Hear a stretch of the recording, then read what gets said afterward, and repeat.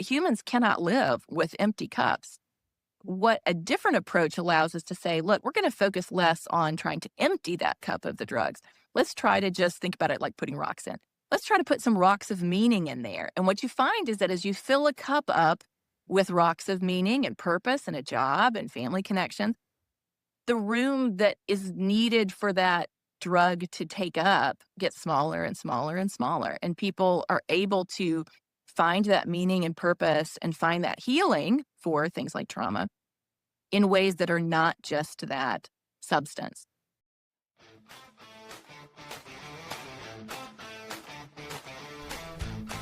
All right. I'm Laura Forcum, president of the Independent Center and a former marketing professor. I'm Lauren Hall, professor of political science and author of the Substack, The Radical Moderate's Guide to Life. This is We Made This Political, a podcast about making politics more about flourishing and less about power. We talk about living together in families, communities, and as citizens, drawing from our backgrounds in psychology and political science, and as parents.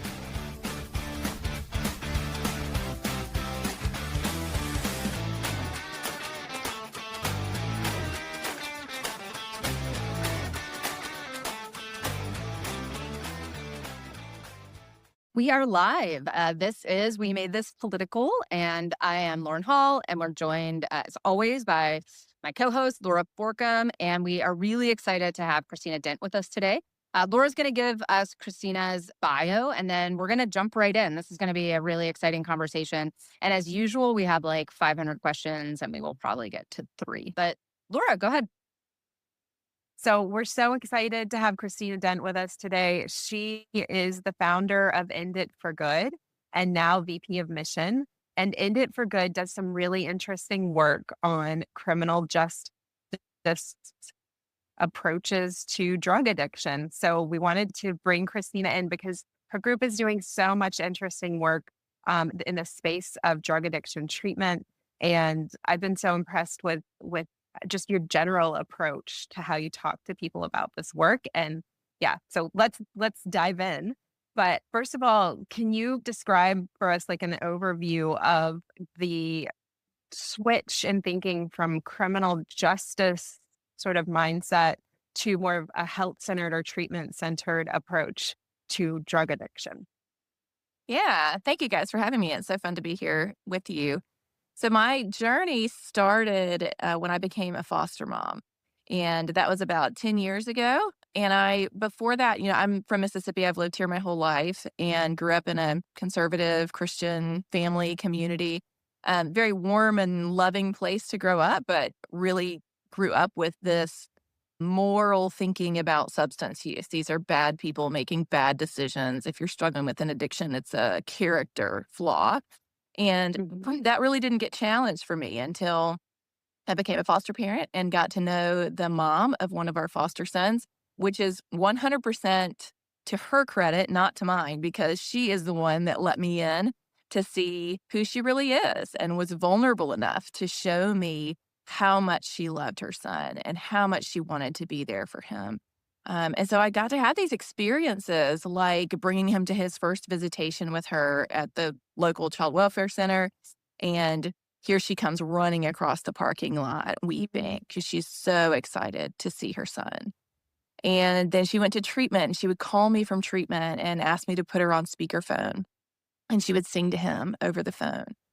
And in the beginning, I found reasons to think this is not true and real because it really did not fit with what I thought. But the more I got to know her, the more I saw this is a mom like me who loves her son just as much as I love my sons. And I've misunderstood something about what's going on with this. And that started my learning journey. And that has continued. I'm still learning. But the more that I learn, the more I realize we're really failing in how we're approaching drugs and addiction. And kind of the core of that was in my own thinking, switching from this is not a character related, this is not a moral issue in terms of people, that addiction is kind of this moral failing for people.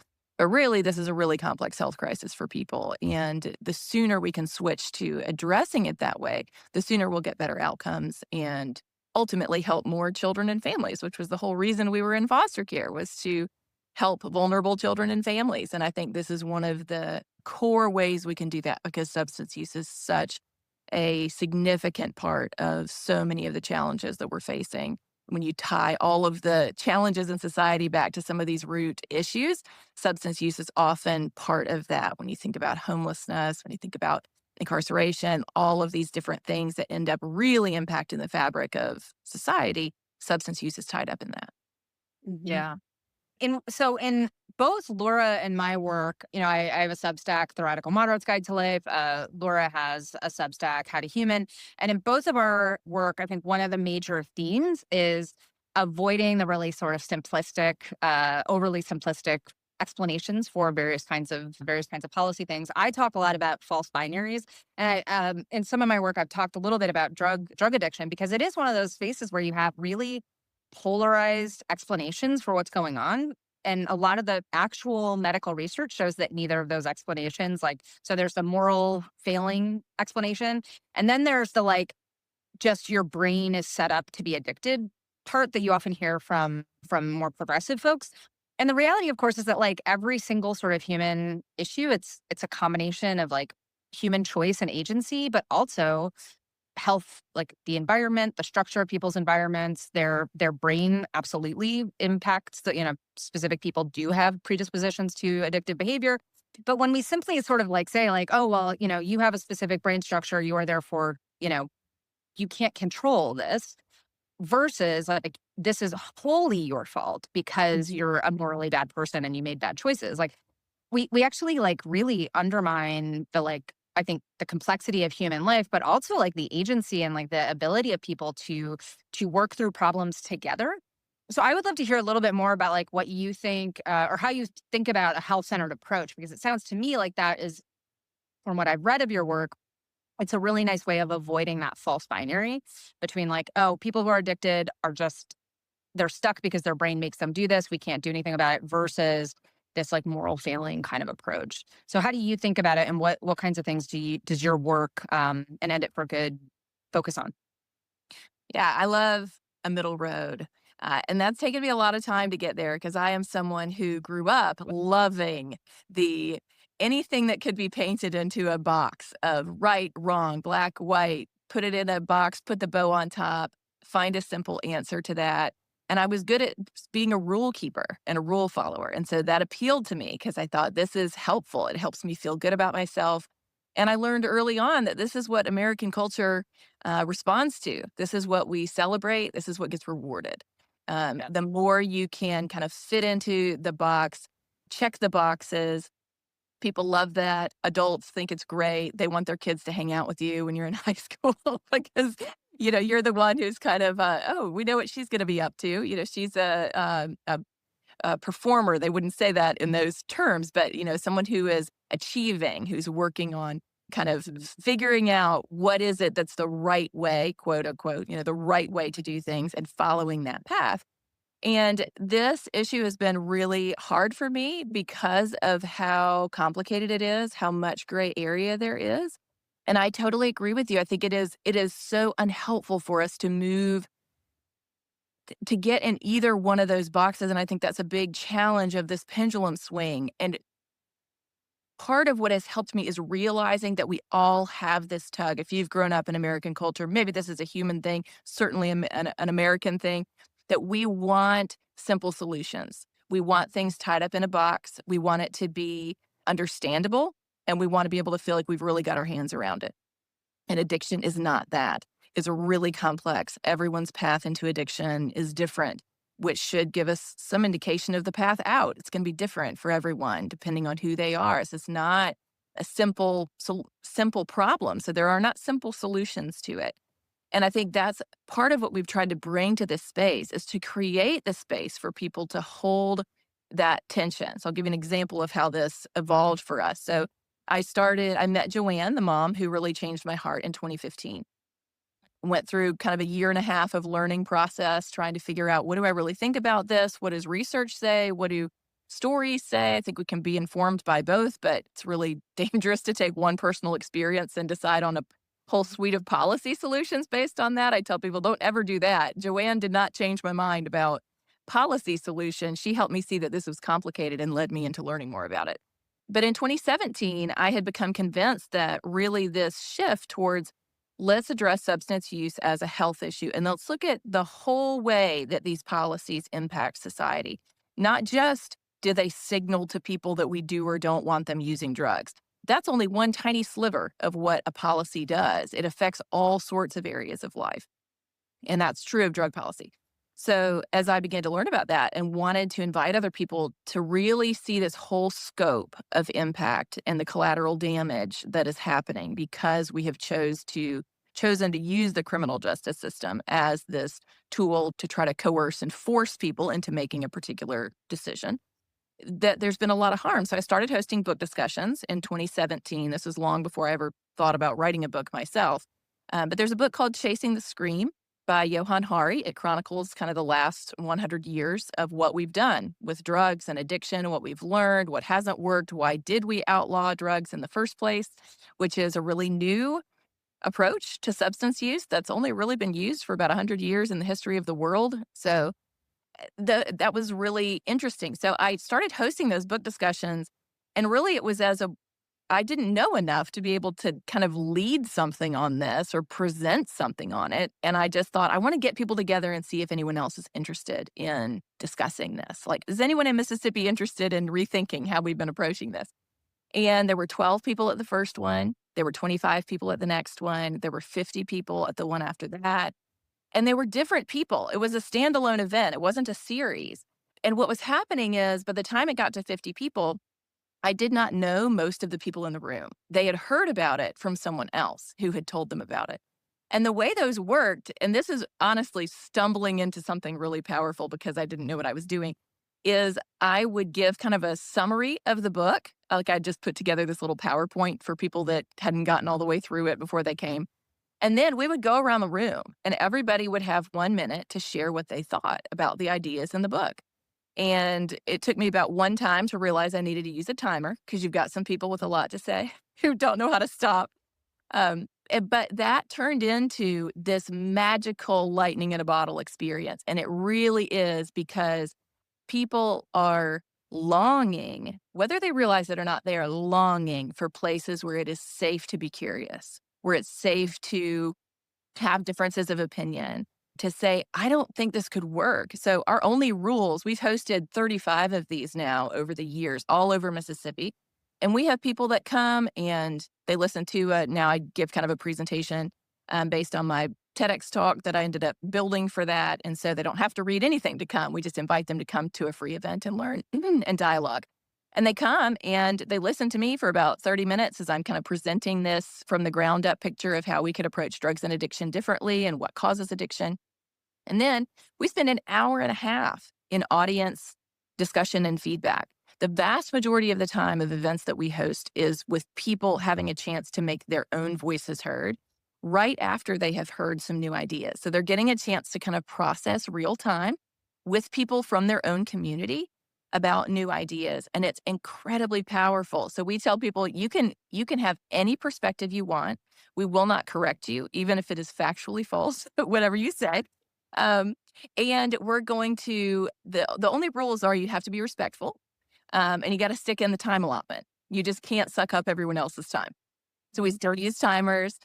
We make that kind of a fun thing. We help people wrap up if they're having trouble, but they get a chance to say, this is who I am. These are my life experiences. This is why I think this could or couldn't work, or this aspect of it might work, but I'm really worried about this, that, and the other. That is so powerful. And people come and they love those events and they invite their friends to come to the next one. And it is, I'm convinced it is because they're experiencing a place where we have created a atmosphere of learning and curiosity and openness and vulnerability. You cannot learn if you're not vulnerable. You cannot be open to a new idea without being vulnerable. So we try to front that vulnerability ourselves so that people have the opportunity to say, I can meet that. I feel Christina and End It For Good and our team being vulnerable, and it's safe then for me to meet that. Oftentimes we come at people with all of our preaching ideas, and we hope that somehow they're going to feel like they can open up and think about, like, we're not creating a space for Right. that. We've got to be vulnerable first. Yeah, I think that's so true. It's like this really it's like a misunderstanding of how humans work. The idea that you would just sit them down, pour information into them, and that they would grab all of that information and like retain it and change how they relate to the world as a result. So I love that you're actually going to them and saying, let's exchange ideas, because I think that's way more likely to let people actually take in new information. And it takes the control out of it, right? And everybody wants to have control. So everybody wants to be like, no, I'm just going to show you my deck and then you'll know the answer. But like not only does this open up the possibility that you can reach more people, you could learn new things because you've opened the channels to go both ways, right? And so everybody's changing their thinking together or updating their thinking together, which is a huge opportunity. Yes, absolutely. And it really has informed so much of our work. We take notes on all of the questions that people ask or all of the thoughts that they have while they're sharing. And then we review those as a team and we make changes to the deck. If we hear over and over again this question coming up, we'll front load an answer to that question so that people can not gonna kind of get hung up on that one question and they can have that kind of pave the way for them. But it has really informed a lot, not just here, because I've come to the conclusion that I think regulated markets for drugs is the best way to reduce harm, and not arresting people for drug possession is the best way to handle substance use. It should be handled in a health centered way. But people also need to be held accountable for other crimes they might commit related to their addiction. That's a different thing. If you go steal something or you assault someone, those are different crimes. And you need to be held accountable for those in the criminal justice system.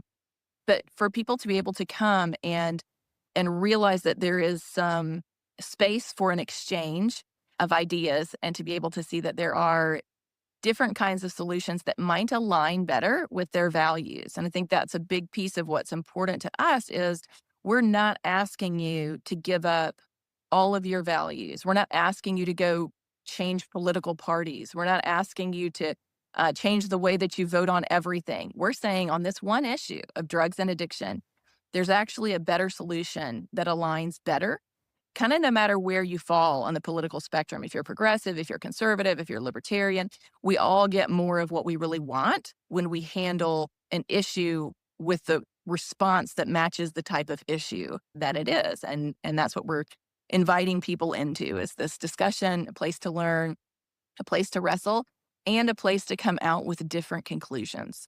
That's really important that people, I respect and work with people in our legislature, in the law enforcement community who say, look, I can work with you on fentanyl testing strips being legal in Mississippi, but I don't agree with you on anything else. And we say, great, that's fine. You don't have to. Let's work together on fentanyl testing strips, and we're not going to pressure you into going further than you're comfortable with. The idea that we can force people to change or force people into something is just, that's all it is. It's an idea. It's not reality. And thank goodness, because I don't want anyone else to own my mind, and I don't own anyone else's mind. So all I can do is create an opportunity to learn, to be curious, to provide ideas, and then to give people the time to engage with that. If it took me a year and a half to really grapple with this as someone who was deeply interested in it and impacted by it as a foster parent, people need time to think and to wrestle and to figure out how their values might be impacted by a new idea. And when we don't give people that, then we're forcing them really just to retreat to where they were previously. People don't make big changes without feeling comfortable with those changes. And we all need time to work through those. Yeah, one thing you said reminds me, I do a lot of work on polarization and Laura's work on independent voters, I think is a really good example of like how this plays out in practice. But one of the problems that I think we have with the super partisan binary political choices that we have is that the way that we are framing a lot of political issues is like, here's this suite of beliefs, and you have to therefore also accept all these other beliefs about the world, like even if they're completely unrelated to like this particular problem. Whereas what I love about your approach is that it's really about like concrete solutions, like the fentanyl testing strips, right? Like here's this like concrete problem that we have, which is that people are dying because they are ingesting things that are not actually, that are adulterated in all sorts of terrible ways, or they have really high doses of fentanyl, whatever the issue is. Same thing with like Narcan access, right? But there's all these like really practical solutions that like could save lives. But if you force people, if you expect people to take on, like in order to work on this one particular really small problem, if you expect them to agree with you on Right. this host of other kinds of like beliefs, you're just like, people won't do it, right? Like they're not going to do it for very good reasons. Like that's coercive. It's inappropriate. It's wrong. It's like not actually how political and social issues play out. Like they don't come clustered like that. So Right. one of the things that like Laura and I in our first couple episodes, we talk a lot about control versus relationships. And it sounds to me like a big part of what your work focuses on is getting rid of the control-based approach to drug policy, but also the control-based approach to how we talk to people about drug policy, right? And really focusing on building those relationships. And I suspect that this is related to the title of your book, Curious, but I don't know if you want to talk a little bit about that. For those of you who are on the call, you can see Christina's book is right behind her left shoulder, Curious. We'll talk a little bit about that later. So I don't know if you want to talk a little bit more about like the relationship building or how you think about that, like control versus relationship dynamic. Yeah, I think it was one of the really beautiful things that came out of those book discussions was trying to pinpoint what it was so powerful about those and trying to listen to people who came and hear from them. What is it that keeps people coming? We started getting requests to come and do those in other parts of the state. And we spent no marketing on any of them. This is before End It for Good was even a nonprofit. This was like passion project stage. And we would have people that would say, come to my town. I'll invite all of my friends. I'll invite, the mayor and whatever, because people know everybody in their towns, and they would fill a room with people and they would come. And it really just this idea that people are, so I think in the advocacy world, there is often a belief that the more passionate we are and the angrier we are about whatever it is that we're passionate about, the more effective we are. So the most effective advocates are the angriest advocates. And I would say that's actually false. It is false in terms of how you think about how you display that. If you are super passionate about something, then the best way for you to move the world in the direction that you think is going to be healthier and more wholesome is to reach people who are not yet on your side of whatever that issue is. And the best way to do that is not to go get angry at them. We don't respond to that. Nobody likes being told you're wrong and you're terrible and you're hurting people. Who moves towards that? No one, literally no one. And so when we think of when we think about what is the goal, we think about it as people are, this is still putting big buckets around things, but it's a helpful analogy. Let's think about people as maybe they are opposed to the kind of changes that we want to see happen in drugs and addiction policy. Maybe they're curious about it, or maybe they're aligned with it. And most people in advocacy are speaking to audiences that are already aligned. I don't think they recognize that, but the messaging and the approach is good at circling the wagons and getting people excited who are already on your side. Yeah. It's not good at getting people who are opposed to become curious. And that is where all of our work focuses is how can we help understand what it is that people are concerned about? Is it a lack of knowledge? Is it fear? What is it that keeps them supporting a failed approach? And how can we help them open that door of curiosity? Again, we can't force that door open. We can't control where they end up from what they learn on the curiosity train, but we can help to remove some of those barriers so that door to curiosity can open. And that's a whole different approach. And that requires creating safety and creating openness and creating vulnerability for people. So that is a crucial part of expanding people coming into whatever it is that you care about and even becoming interested in it. People don't have to become interested. Humans are incredibly good at shutting the mental door on anything they don't want to believe. Doesn't matter if it's true or not. we cannot believe anything we don't want to believe. So just because you've got some data on your side and you think you're telling the truth to people, they don't care. And it doesn't matter. It's not going to win them to your side unless you can create a place that sparks curiosity in their minds so that they can explore that idea and then land wherever they do. Maybe they decide it's not for them and they move back to opposed. Maybe they say, wow, I've learned something new and it's changed my mind. And they move over to aligned. You can't control that process, but you can make it easier for people to engage in that process. Yeah. I've spent a lot of time working in advocacy organizations and spaces. And one of the things that I think a lot of them don't realize is that when they think they're doing outreach to new people, what they're really doing is talking to people who are already aligned. And it feels really good to talk to people who agree with us and are going to reinforce what we believe and help us feel like we're right and like we're together, we're all right together, right? Like that's really powerful.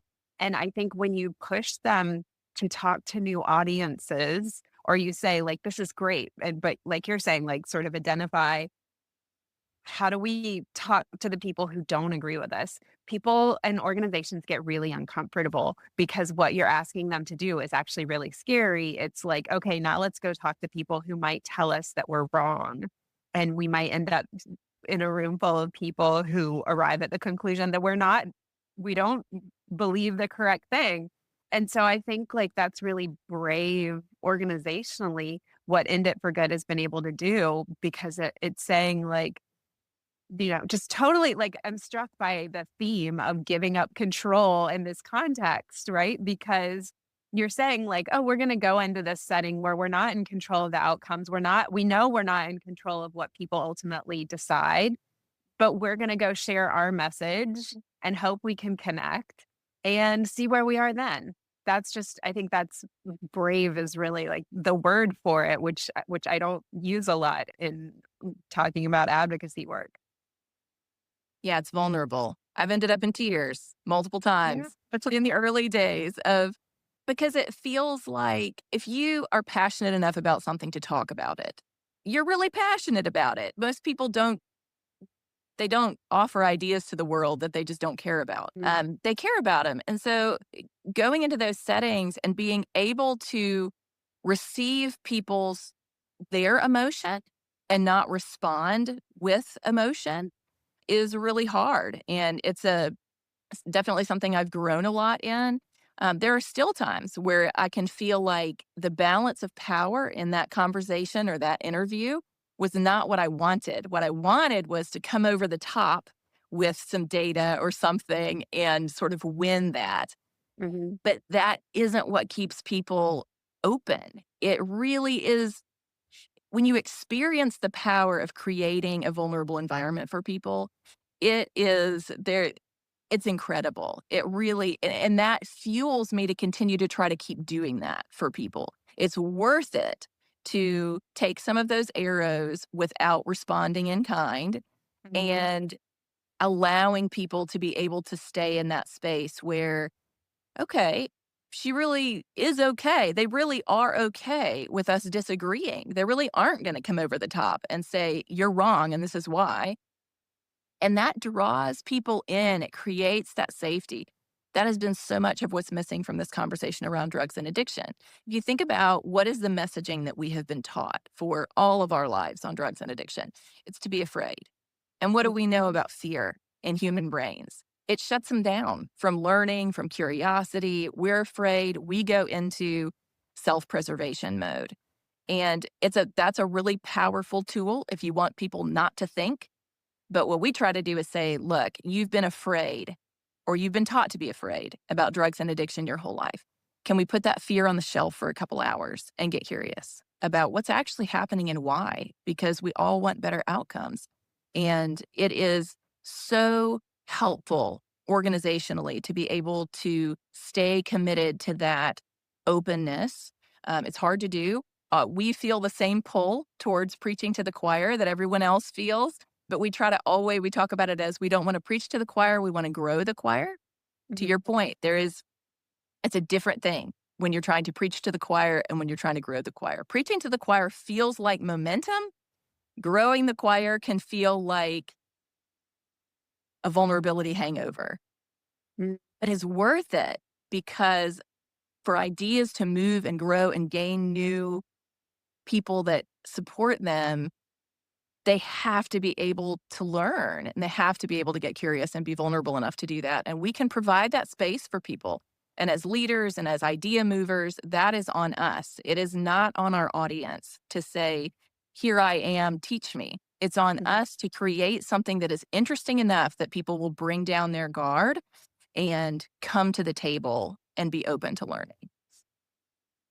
I also think, I mean, there's a sort of intentionality that is, I've been thinking a lot about as I think about my roles as sort of a writer, but also, I'm in academic leadership and just trying to think about how like my messaging really matters in terms of how people receive that message in like obvious ways, but also in terms of what I am saying to people who don't agree with me. Like, and so there's like, you always have to keep your eye on sort of multiple audiences.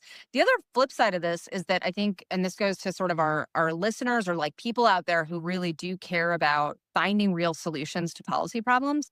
I think a lot of us feel sort of hopeless and powerless. And so sometimes I think we're not aware of the power that individuals have to support leaders and to support people who are reaching across the aisle, who are trying to make connections with people who don't agree with them.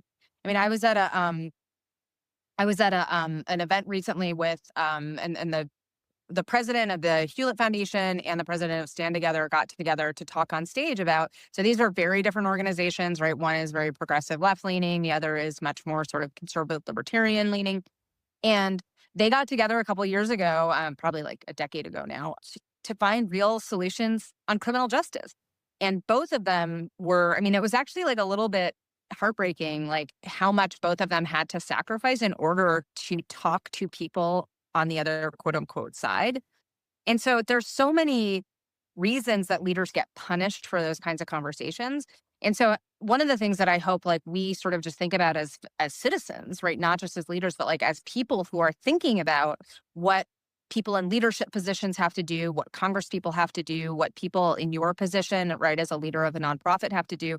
Like, I think we need to really be better about standing up and saying thank you to people who do that kind of work, being really clear that like we vocally support that kind of movement because there's so many incentives. There's organizational incentives, there's political incentives, there's all these incentives that push back against people doing that work.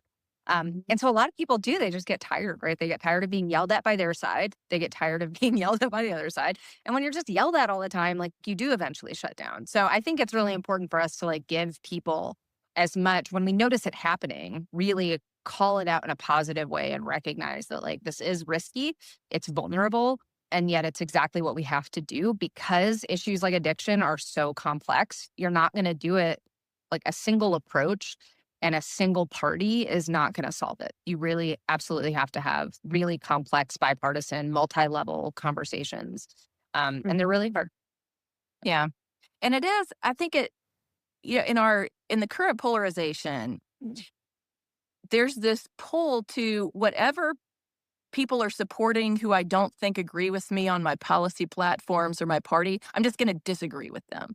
I think it's important that we realize all of us agree that murder is a bad thing. Just because someone who votes different from you also thinks murder is a bad thing doesn't mean that you have to think murder's a good thing, just because you Right. kind of have to find that negative response to that. So we have come to this kind of place where everyone looks for what the other side thinks and then says, well, I think the opposite of whatever that is, instead of realizing, actually, there's a whole host of things that we all agree on, and we're okay with that. Like we all agree murder's a bad thing. We all like paved roads. We like no potholes. That just kind of is a positive thing for everyone that lives in the community. It's okay to agree on some things that are good for everyone. And there's a lot of policies that are good for everyone. And there are some give and take, and we can have different perspectives on, how much role should the government have versus the private sector versus nonprofits or that sort of thing. But there's a lot that we already agree on, and it's not giving up your conviction to say, you know what? It's okay that we happen to agree on a solution for Mhm. this that benefits everyone. It's okay if it benefits, quote unquote, the other side, because there's a lot of things in life that benefit everyone. And the sooner we can find those points of agreement, the sooner we can help save lives, the sooner we can have fewer families that are dealing with addiction and all the issues related to that. Because it's interesting when you look at what actually works for people, talking about coercion related to addiction. When you look at some of the most kind of forward looking treatments that are available to people, you look in places like Switzerland where they have heroin assisted treatment, where people can go to a clinic and get medical grade heroin if they are addicted to heroin, and they can use that. And what we think is, well, they're just going to go crazy. They're just going to use heroin like crazy all the time. And what they found is that if people, what they will let them do is come in and get as they can take any dose that is not lethal of heroin. And what Mhm. they found is as people come in and have the freedom to make that choice, almost all of them decrease their heroin use over time, and most of them will eventually taper completely off of it.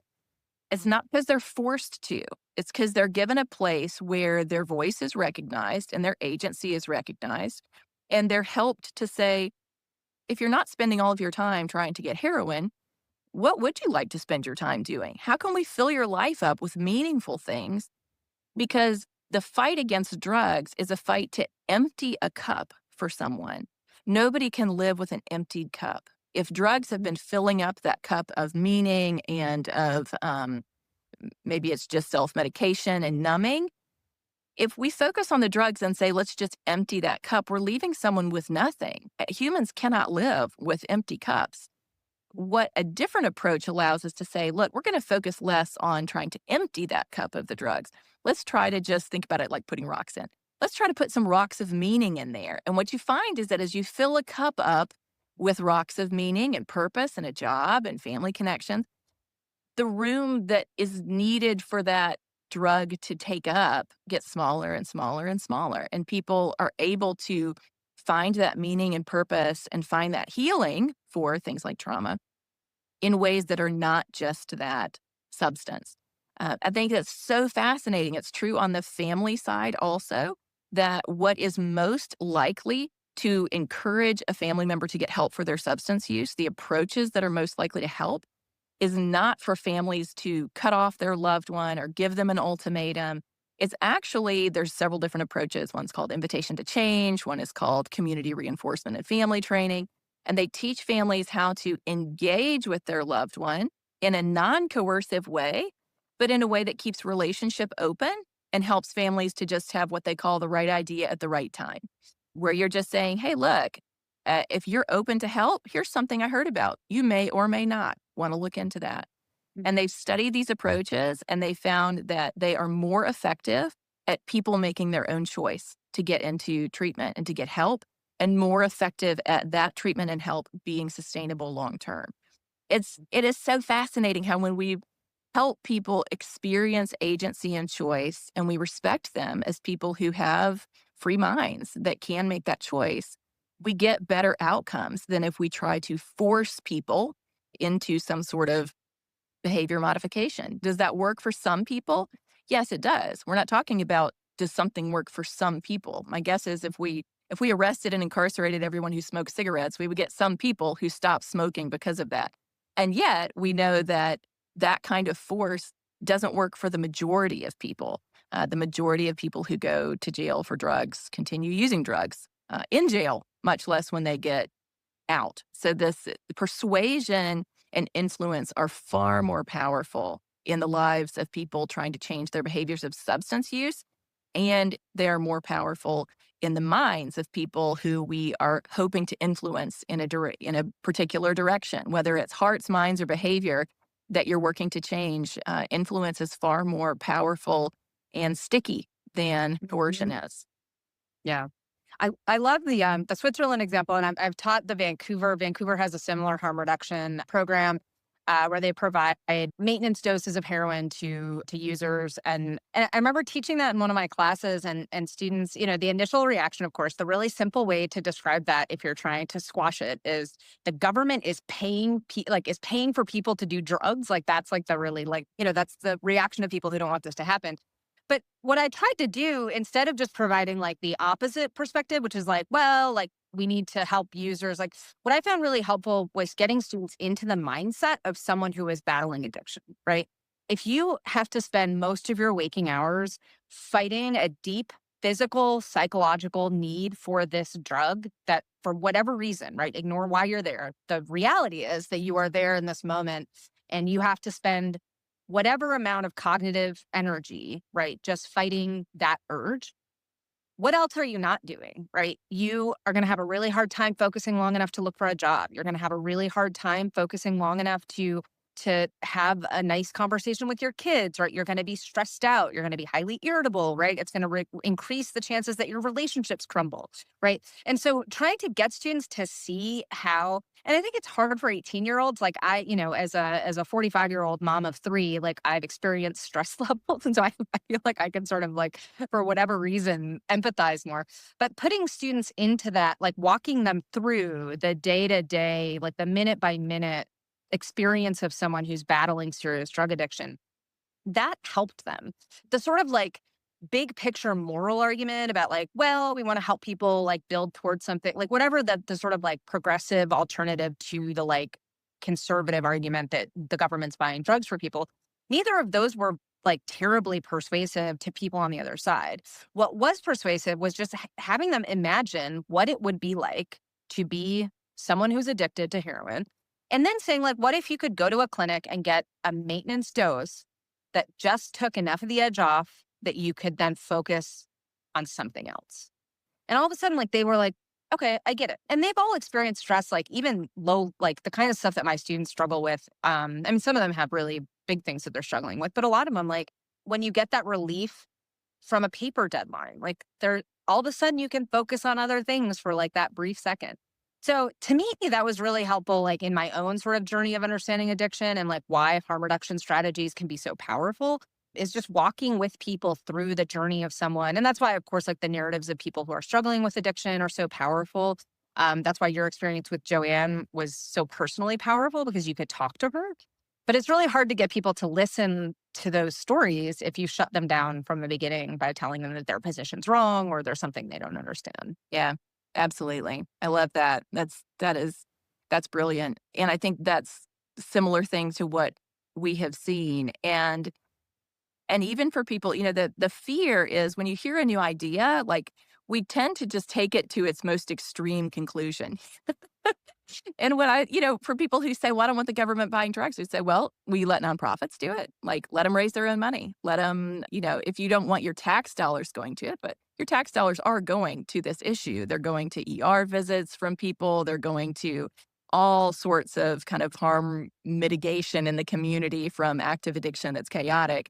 Do you want it to go to something that works better or something that just feels good to you, that feels better to you? And so that kind of shift from this ideological position to what actually works in this issue, what actually does like pragmatically work, I think was really helpful in that envisioning. And I'm always telling, I am never talking about this issue without talking about stories, about talking about Joanne, talking about other people that I've met. Because people, if they sit and think about it for a minute, almost everyone will tell you what they really think the drugs are doing is helping someone numb and cope with something. So we kind of have this immediate response that is this knee-jerk reaction of bad person. But almost everyone at this point has been affected by addiction in their own families. They know and love someone who struggled with it. And they felt that real struggle and fight between the person they know and love and the person that person becomes when they're in active addiction, who does things that are against their value system. Maybe they steal from family. Maybe they hurt people. And there's this dissonance of, I know that. I know my loved one. I know they're not like that. And yet they're doing these behaviors. And so I think that for many, many people, they are stuck in that middle ground of what really is happening here? Why is this happening? I'm angry at my loved one, but really I'm brokenhearted over what has happened to my loved one. And we're trying to say there are solutions that allow you to both be angry at the behavior that is coming and also recognize that behavior is being driven by something deeper. And that deeper thing is not that they're a terrible person who has no values. It is these substances are numbing something for them that needs to be healed in a deeper way and in a better way. And the sooner we can help people identify those things and find healing, the more we all get what we really want, which is more people living healthy lives and having healthy relationships with their family. And I think for a lot of people, that initial anger that comes is often driven by these deep personal experiences with loved ones who they have been hurt by. And that's a really beautiful part that's come from the style of work that we do, is how often people will come and share their personal stories with us, or follow up with an email, or walk up after an event and say, I grew up in a home with a mom who was addicted, and they missed all my birthdays, or these deep pain that comes with addiction so often. And for people to be able to grieve that instead of just respond with anger to that, I think is a really important part of us moving forward in this issue, is to be able to grieve the harm that's been done and to grieve all of the losses that we've had, but also to then say, how can we pivot? How can we see that this has been a blind spot for us, that we have approached an issue that is often driven by trauma and disconnection, that's often underlying addiction.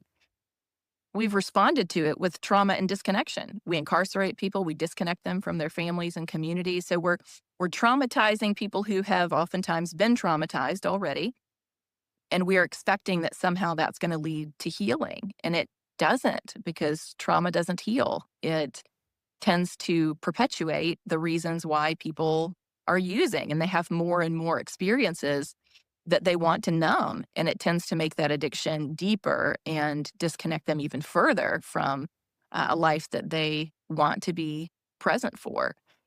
And what we want to do is pave a path where people can come back with as little damage as possible to their families and to their broader communities, and to find a path back to healing without it spiraling into complete disaster.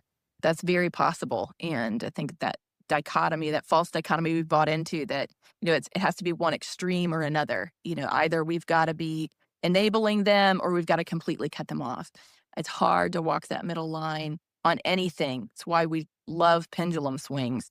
But that's where something as complicated as addiction is going to find its best solutions, is by holding lots of things in tension and trying to find that middle ground that holds people accountable for their behavior, while also having compassion for what's underlying that behavior, and trying to come with solutions that address the underlying problem, not just the thing we're seeing. The problem isn't drugs. The problem is, why does someone want to use those drugs in a harmful way?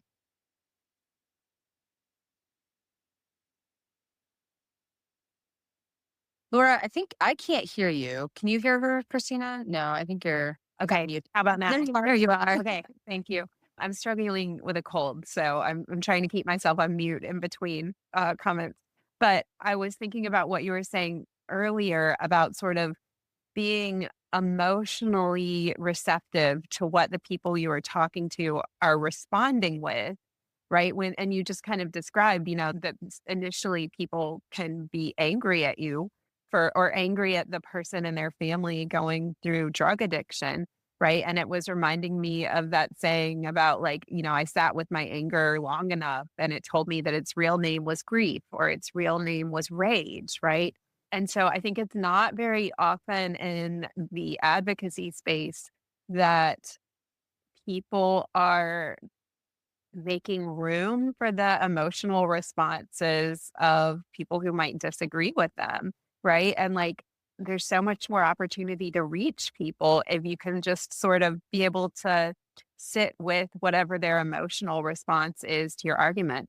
And we have this, like, really false Western way of saying, like, oh, well, things are either emotional or they're rational, right? Like, obviously your emotions don't have any place here for this informed conversation we're going to have about drug treatment. And the answer is, emotions and rationality are not separate things. That's a complex interrelationship. They absolutely can both be present together. Emotions can give us really important information about the environment around us, and we should attend to that. And so it's just intriguing because I think you're actually like stacking up a lot of counterintuitive things that are saying like, hey, no, what if we made space for emotions in this conversation? And also too, like, what if we looked for what works in drug treatment instead of what seems intuitively correct, right? And I think in policy especially, we are so inclined to focus on what seems intuitively like it would fix the underlying issue we're trying to treat. And so in so many cases, that thing that looks intuitively correct is counterproductive or ineffective. So I just love that you guys have sort of been able to take down your barriers, right? And the things that keep you safe and say, no, it's so important to us to address this that we're willing to be vulnerable. We're willing to sit with your uncomfortable emotions. And we think that the end result is going to be learning how to deal with drug addiction better. Yeah. When I first started, I would go and lead these discussions. I have a degree in Bible. Like I do not have a psychology background or behavioral anything. And so it was all on learning, listening, trying to figure out what should I tweak next time I host something and seeing how that goes, that sort of thing. And I ended up after a couple of them, I thought, I'm noticing that this is going to make you laugh because this is probably what you get taught in like year one of any kind of degree related to this. I'm noticing that people who have a personal connection to this issue have a harder time being open to rethinking what we're doing. So however much investment you have in the current approach, whether that is you have cut off a child completely from relationship, whether that's you're in law enforcement and you've arrested a whole bunch of people for drug possession charges, whether you work at a treatment center that offers a particular type of treatment, you have an investment in believing that is the best and the only or whatever type of treatment that people should get. So I started at the beginning of events. In my presentation deck, I would put in a slide and I thought, I'll just call this like investment aversion. And then as I was writing Curious, I was talking to people and they're like, yeah, this is actually like well-known, a well-known thing that if people are kind of invested in something, it's harder for them to change their mind. But I just sort of noticed it along the way. But I think here's my assumption is if I had lived the life that whoever I'm talking to had lived, I would think the same way that they do. It is disrespectful of me to think that I would somehow have come up with different conclusions based on whatever it is that they have experienced, what they've been taught, what their life has been like. And I have seen that over and over again where people who come maybe in the group discussion, they say, nope, nope, no way. This cannot work. We don't need to change anything that we're doing.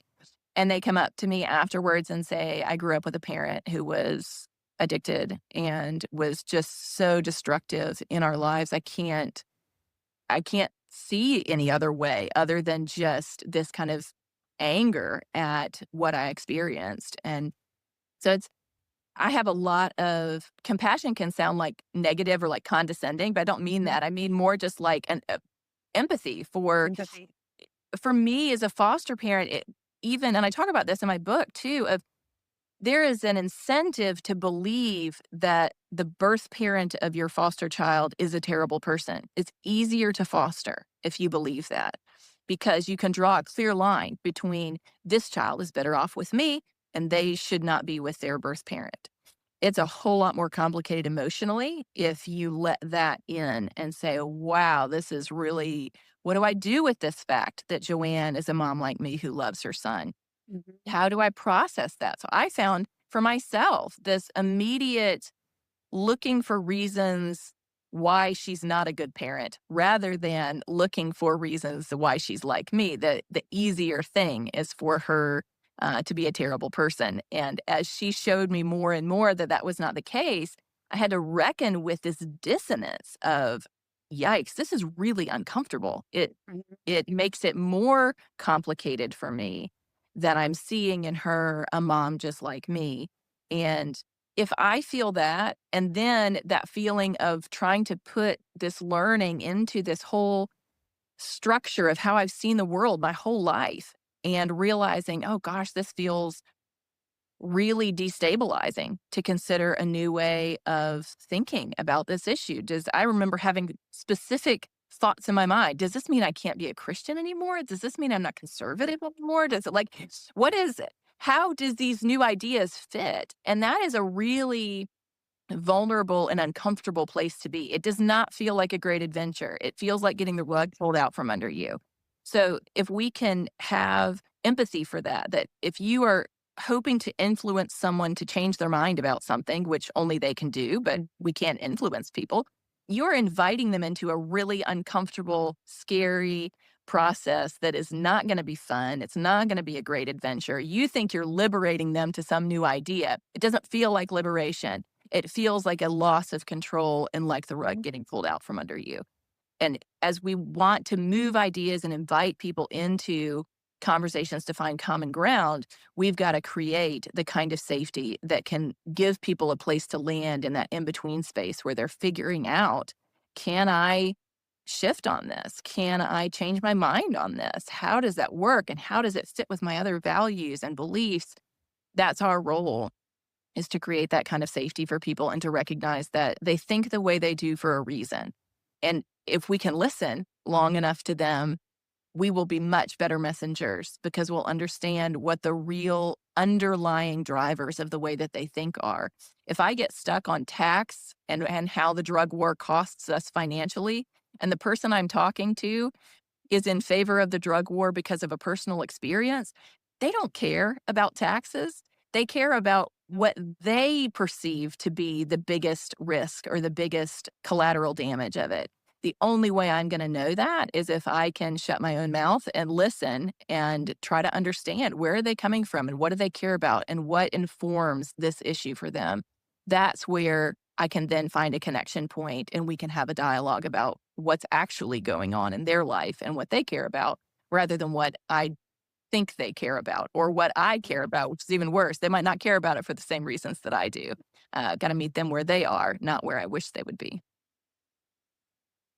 Yeah, one of the things, so first of all, since we're getting close to the end, I want to invite our listeners who have joined us to, if you have any questions for Christina, please drop them into the chat. And we have a couple more minutes with her, hopefully, if you're okay if we go over just a little bit, Christina.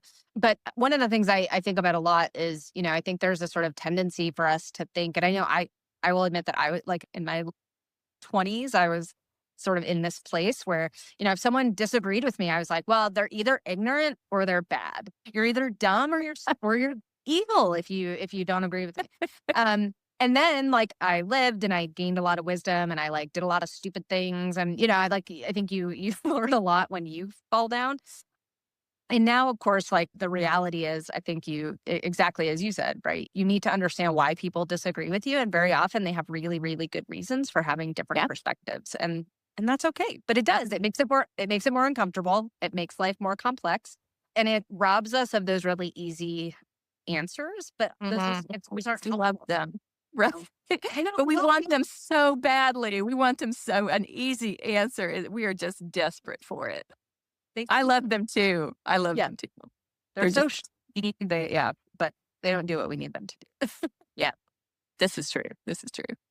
One question we like to ask guests is how your work has changed you as a parent. I know that in your case, parenting was part of how you got into this work, right? Foster parenting in particular. Are there lessons that you've pulled from your work with End It for Good that affect how you think about parenting, how you communicate with your kids, how you think about raising them into good human beings? I have become much slower to give them some sort of ultimate answer on things. I don't want them to grow up looking for the easy solution, the quick fix. They probably hear me more than anything else say, it's a really complicated thing. Because I just think so much damage is done by seeing a problem, finding what looks like a kind of surface level, simple solution. We all pile onto that. It creates all sorts of collateral damage, and it takes us decades to undo that. We can really, the power we have as voters, as people who are influencers in different spheres of the world, can be used for really great things, and it can also be used for really damaging things. And I want them, maybe most of all, to be quick to listen and slow to speak, and quick to look for the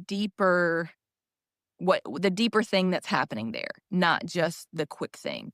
And I think that's true in so many areas of life, that the strand of what is going on beneath the surface gets missed. And so the response to it is not actually helpful.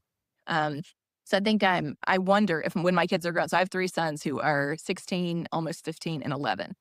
And so I wonder if when they're grown, they're going to look back and be like, you didn't teach us a whole lot. Like, you didn't get They might, because I think I'm usually trying to help them see the other side of whatever it is that we're talking about. Like, well, think about it this way, but then you could also think about it from the other side of this way.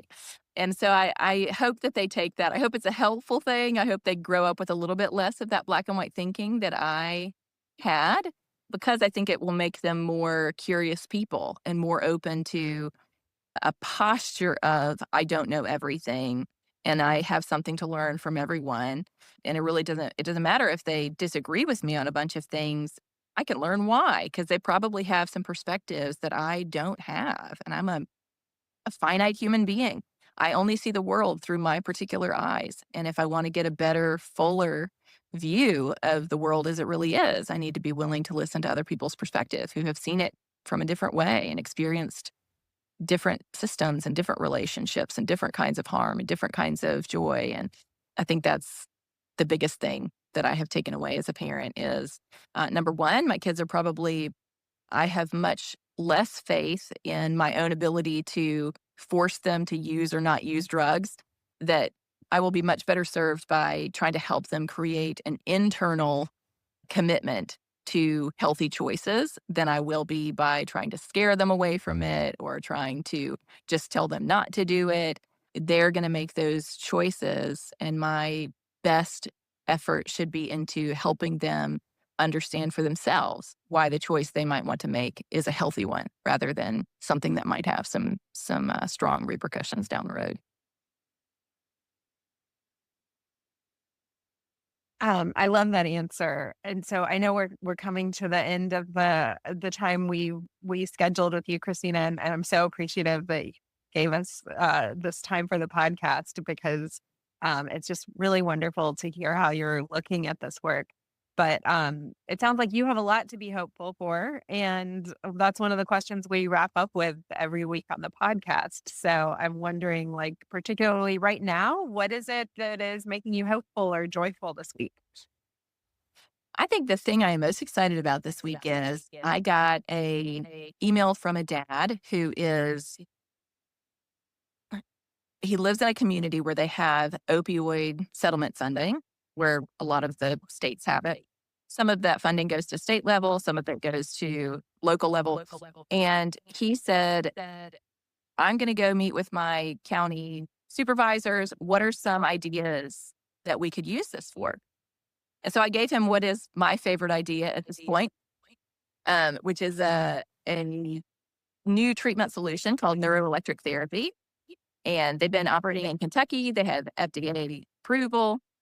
And now they're looking for another state to move into. And I want them to come to Mississippi, because I think that would be amazing. It's really a powerful type of treatment that's helping more people get through detox, and also to reduce the level of cravings that they have. And so I told him that, and he said, great, I'm going to go talk to my supervisor about this. Is there any chance that someone from the NET team, neuroelectric therapy team, could come down and meet with them too? So I reached out to them, and they said, yes, we would love to be there, love to come down. And so I'm so excited, because it's a great example of, it's not just people who do this for work. I do this for work. I full-time work on inviting people to consider health-centered solutions to drugs and addiction. It is my job as well as my passion. What a gift to be able to have those things existing together. But I also absolutely believe, and I tell people all the time, everyone has more power than they think they do. Everyone has people who trust them. And the reason people came to events in the early days of End It for Good is because someone that they trusted invited them to come to one of those events. Why did they stick around? It's because they developed some level of trust that they were going to be respected and treated well and given a space to be who they are and not shamed or blamed for that. Trust is a huge factor in whether or not people will listen to new ideas. And so for this leader in a community to say, I'm going to go and meet with someone who has the power to impact change. I don't have the power, but I'm going to meet with someone who does, and I'm going to try to bring ideas to them that are going to help my community. Everyone has circles of influence. Everybody has people who trust them. Everybody has business connections and personal connections and family connections. We have far more power to influence than we think. I think what we get stuck on is it's vulnerable to invite people into something new. We're worried about what they're going to think of us. What are they going to think of me? Are they going to think that I've gone off the deep end? Are they going to think that I'm not committed to my values? I think most of our fear of offering people a vulnerable space to come and learn is that we're afraid of being misunderstood, and we're afraid to let down our own guard and to embrace that vulnerability of what will they think of me. And that's hard to do in your trust relationships also. You don't want to risk those relationships or what are they going to think of me.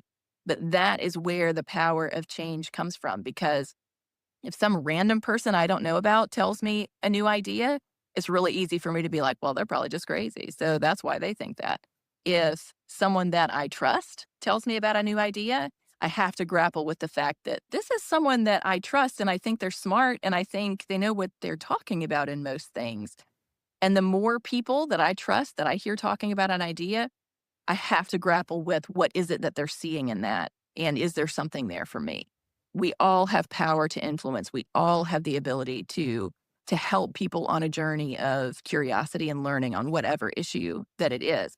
Are we willing to take the power that we have and to be vulnerable enough to front that vulnerability to people, offer them new ideas, provide them with a safe place to engage? And seeing this dad do that in his own community to reach out for an idea, he's admitting, I don't know the answer to give them, but I have a relationship that I want to help leverage to give them good ideas. Help me come up with a good idea. And we say, hey, here's an idea that we think is really compelling and could be really transformational in Mississippi.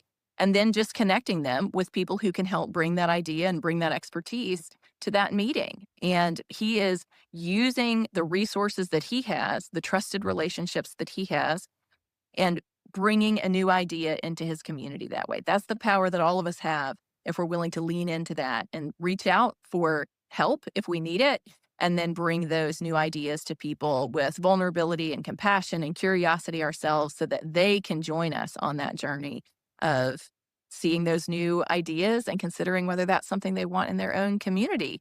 And lives can be saved, lives can be changed, ideas can take root. We've seen that happen with this in Mississippi in a very unlikely place for drug policy reform efforts. And yet people are joining this movement towards life and health, and they're finding a movement that resonates with them that maybe is surprising to them. And yet they're finding a place for themselves, no matter kind of what their value system is. And they're feeling like I can be who I am and I can support this movement as well. I love that. Yeah. Something very, very optimistic, which is how we like to, that's how we like to end. So Christina, we are at the end of our time. Where can people find you, and how can people find out more about End It for Good and how to jump in the movement, and just where would you like to point people? You can go to enditforgood.com, our website that can get you connected to our newsletter, to our social media. You can come join us on all those places. And we would love to give you a free copy of my book. So you can email curious@enditforgood.com and let us know you'd like a copy of the book. We can send you a Kindle version or a physical version. Might even have some audiobook versions we can send you. So whatever way you like to consume information and books, we've got that for you. But we really just want to invite more people into this conversation. And you'll find in Curious my own journey of learning and an invitation to come and learn alongside me and come to your own conclusions. And people have really found that compelling, even if they come to a different conclusion at the end of the book. People love to be delighted.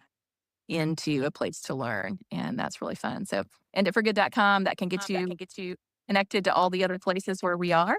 And we would love to connect and have you on this journey with us. Thanks so much, Christina. For those of you who just came on, don't worry. We will edit this and have it on. We drop episodes on Mondays. So if you would like to make sure that you get this episode, subscribe to We Made This Political. We will share the links. So if you follow us, you'll get those too. But just if you do want to make sure you don't miss the full conversation with Christina, because you can make sure to look for that too. Thank you, everyone. You've been listening to We Made This Political with Laura Forcum and Lauren Hall. You can find us on Substack, Instagram, or LinkedIn. The podcast Substack is We Made This Political. Laura's Substack is How to Human, and Lauren's Substack is The Radical Moderate's Guide to Life. Subscribe and share if you like what you hear, and please also rate and review on your favorite podcast platform. That really, really helps other people find our work and means a lot to us too. Thanks for listening.